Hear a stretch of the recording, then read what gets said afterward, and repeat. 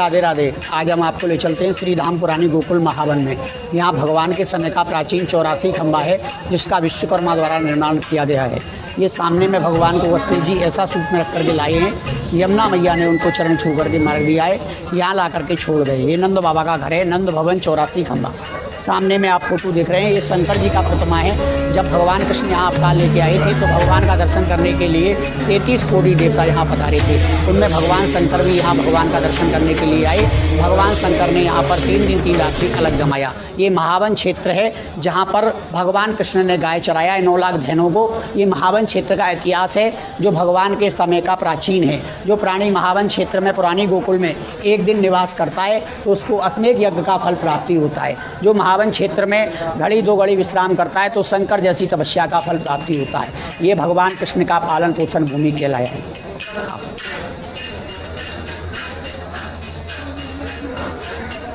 यही वो प्राचीन 84 खंभे हैं जिनको विश्वकर्मा द्वारा निर्माण किया गया है। ग्वाल वाले लोग मक्खन खाते थे तो खम्भों से हाथ पहुँचते थे। सब खंभे चिकने हैं। ये टोटल सब 84 खंभे हैं। ग्वाल वाले लोगों के लिए माता दूध गर्म करती थी। सब भवन काला पड़ा हुआ है। ये भगवान के समय का प्राचीन है। इसमें 80 खम्भा विश्वकर्मा ने लगाया है, 4 खम्भा ब्रह्मा जी ने ब्रह्मलोक से लाके लगाया है।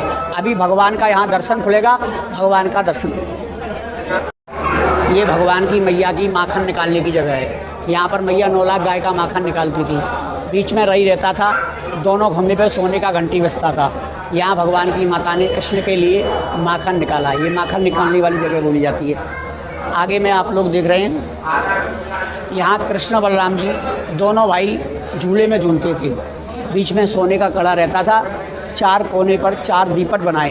पहले लाइट का आविष्कार नहीं हुआ था। पहले जो लाइट जलाते थे वो दीपक जलाते थे, घी का या तेल का। वो चारों कोने पर रखा जाता था। ये भगवान की झूला झूलने की जगह है। यही वो 84 खंभे हैं जो भगवान के टाइम के प्राचीन हैं।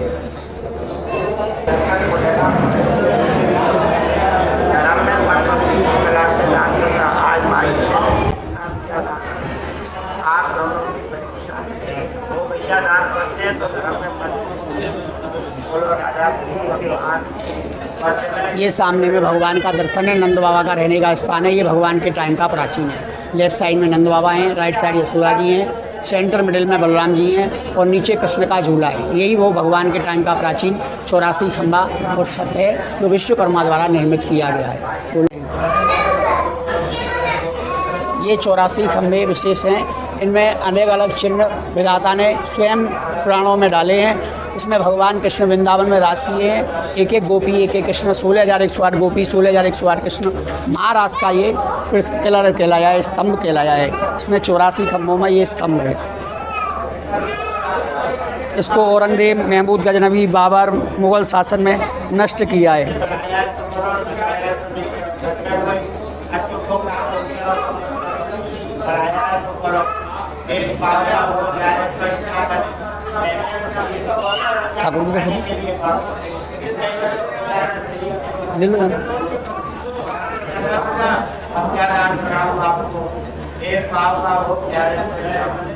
ये नंद बाबा का घर है।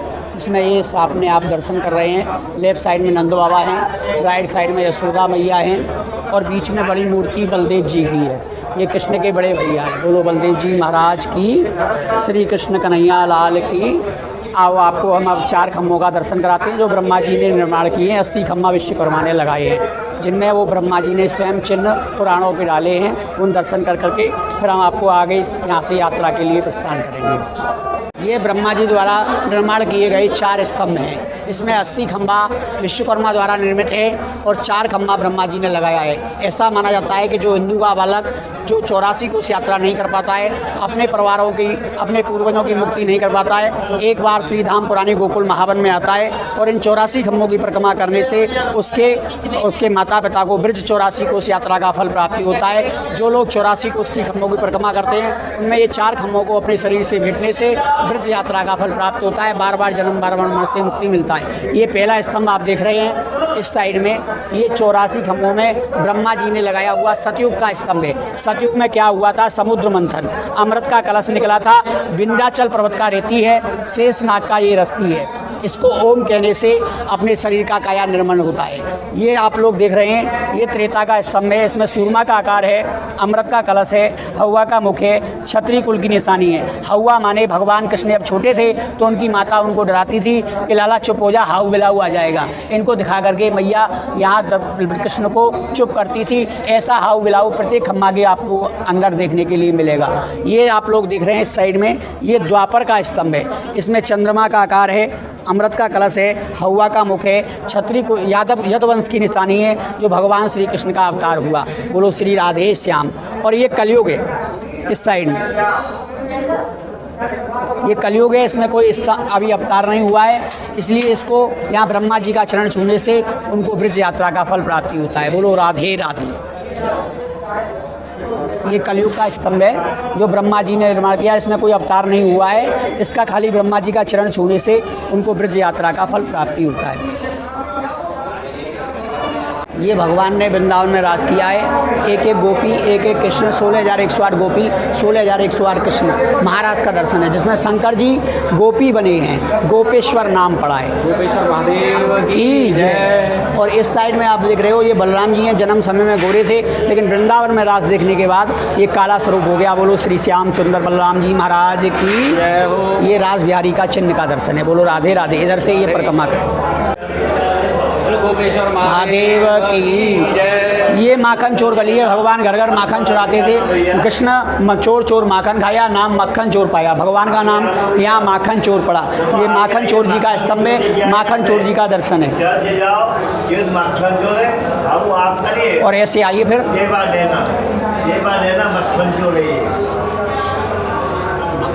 माखन चोर, भगवान ने घर घर माखन चुराया तो कृष्ण का नाम माखन चोर हुआ। ये माखन चोर स्तंभ है, ये माखन चोर का चरण चिन्ह है। और इस साइड में ये यशोदा मैया है, कृष्ण का 9 लाख गाय का माखन निकालती थी। घर घर भगवान कृष्ण ने लूट के माखन खाया, लेकिन माँ कृष्ण माखन चोर नाम पाया। ये यशोदा मैया का माठ है, माखन निकालने वाला।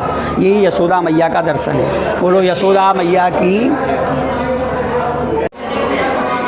जैसा कि मैंने आपको अंदर बताया हाउ बिलाऊ, आप देख रहे हैं प्रत्येक खंभे के ऊपर में ये हाउ बिलाऊ बने हुए हैं, जो यशोदा मैया कृष्ण को डरा करके चुप करती थी कि लाला चुप हो जा, नहीं हाउ बिलाऊ आ जाएगा। प्रत्येक खंभे पर आपको देखने के लिए मिलेगा। ये खंभे और छत तो उसी समय के पुराने हैं, बाकी इसका दीवार के बाद टूटता रहता है, इसका कृष्ण सुधारा कराता है। ये भगवान के टाइम का पुराना है, 84 खंभा। इसकी परिक्रमा करने से बार बार जन्म बार बार मरण से मुक्ति मिल जाता है। जब इसको औरंगजेब ने नष्ट कर दिया था, उसके बाद में ब्रज की स्थापना 2 बार हुई। एक बार तो भगवान श्री कृष्ण ने ब्रज की स्थापना की, और एक बार जैसे कुरुक्षेत्र की स्थापना 2 बार हुई है, ऐसे ही ब्रज की स्थापना 2 बार हुई है। कृष्ण ने स्थापना जो ब्रज की थी, उसके बाद दोबारा में ब्रज की स्थापना वज्रनाम ने की। और आप लोग कभी जाएंगे कुरुक्षेत्र, तो कुरुक्षेत्र के अंदर में मंदिर आता है। कुरुक्षेत्र में भगवान ने महाभारत का युद्ध किया है।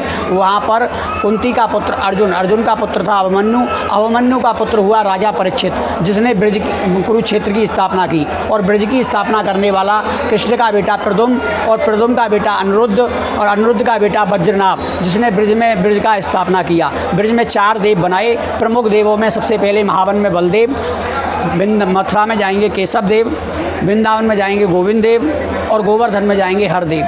तो ये प्राचीन खुदाई में निकली हुई प्रतिमाओं में से एक प्रतिमा का ये चिन्ह दर्शन है, जो आपको देखने के लिए मिलता है।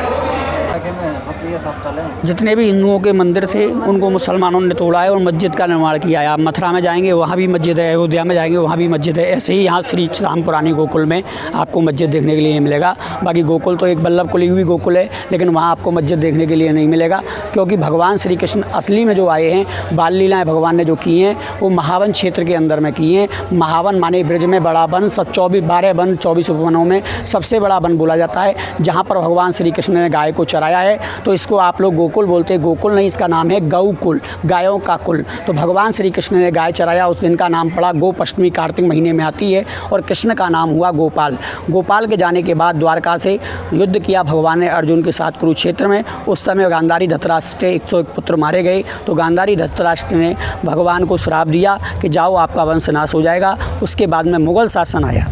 मुग़ल शासन आया तो हिंदुओं के जितने भी प्राचीन मंदिर थे उनको नष्ट कर दिया, और जितने भी आप लोग देख रहे हैं जितने भी हिंदू थे उनका खात्मा कर दिया। उस समय भगवान ने ब्रज की स्थापना वज्रनाभ द्वारा कराई थी। तो ये उसी समय मुग़ल शासन में ये मस्जिद बनाई हुई है, लेकिन भगवान की कृपा से इसका एक पिलर हर बार गिर जाता है जितनी बार बनता है। ये चबूतरा है, इस चबूतरे का नाम है रासमंडल नंदोत्सव चबूतरा।